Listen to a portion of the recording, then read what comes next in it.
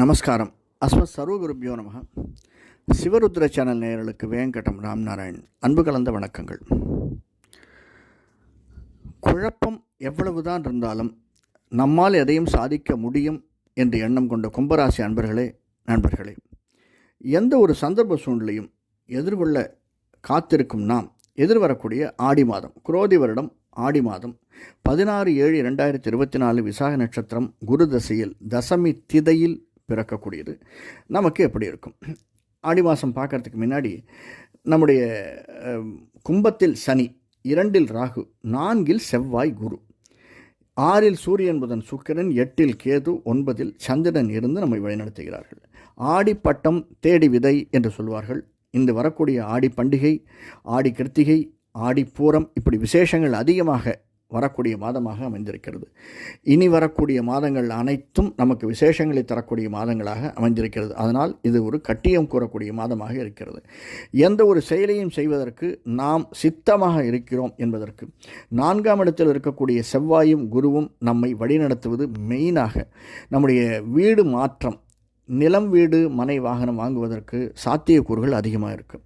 அந்த வீட்டிற்கு சொந்தக்காரர்கள் நம்முடைய தெய்வத்தை வணங்கி, குருவையும் செவ்வாயையும் வணங்கி வருது. அதுவும் செவ்வாய்க்கிழமைகளில் நாம் சென்று நவகிரகத்தை வணங்கி வருது. ஈவினிங் 7 to 8 வணங்கி வருது. இந்த மாதம் நமக்கு ஏற்றத்தை தரக்கூடிய மாதமாக அமைந்திருக்கிறது.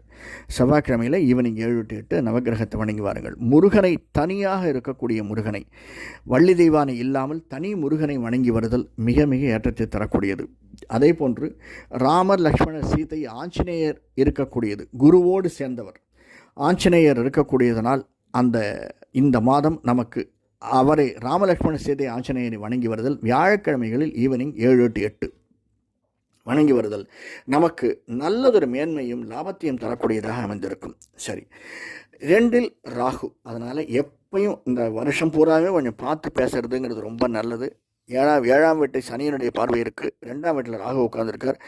8இல் கேது இருக்கார். அதனால் எந்த ஒரு செயலை செய்வதற்கும், முயற்சியை எடுப்பதற்கும் முன்னாடி ஒரு தரத்துக்கு 2 தரம் சிந்தித்து செயல்படுவது நமக்கு ஏற்றத்தையும் மாற்றத்தையும் தரக்கூடியதாக அமைந்திருக்கிறது.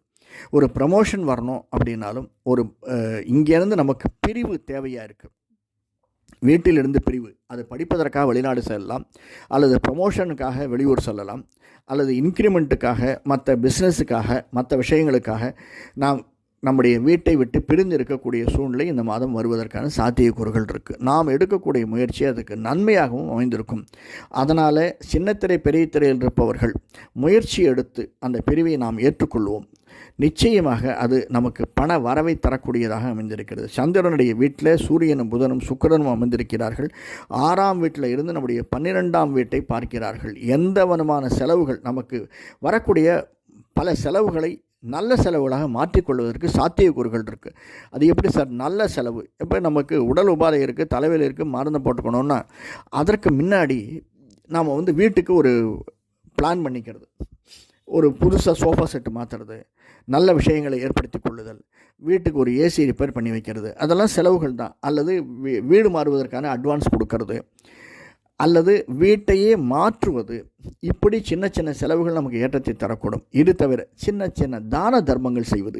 நம்முடைய நட்சத்திரம் வருவதன்றிருக்கு, அதாவது கும்பராசி அப்படின்னா அவிட்டம், சதயம், புரட்டாதி நட்சத்திரக்காரர்கள். நமக்கு நட்சத்திரம் வர அன்றைக்கி யாருக்கோ ஒருத்தருக்கு, ஒரு 2-3 பேருக்கு பசியோடு இருப்பவர்களுக்கு சாதம் வாங்கி தர்றது, அல்லது அவர்களுக்கு ஒரு சிறு உதவியை செய்து, நம்முடைய நண்பனுக்கோ அல்லது ரிலேட்டிவ்ஸுக்கோ யாருக்காவது உதவி என்று கேட்டு வந்தால் அந்த உதவியை தவறாமல் செய்வது, இதெல்லாம் நமக்கு பணச்செலவு என்றாலும் நமக்கு தர்மத்தின் வாழ்வு நம்மை காக்கக்கூடியதாக அமைந்திருக்கும். இந்த செலவுகள் நம்மை காக்கும். அதே மாதிரி இன்வெஸ்ட்மெண்ட், நமக்கு வரக்கூடிய வருமானத்தில் கஷ்டப்பட்டு சேமித்து வைக்கிறது, ஒரு 20%, 30% சேமித்து வைக்கிறது அப்படிங்கிறது ரொம்ப நல்லது. இப்படி கும்பராசிக்காரர்கள் செய்து வந்தோமையானால் நிச்சயமாக ஒரு மேன்மையை தரக்கூடியதாக அமைந்திருக்கும்.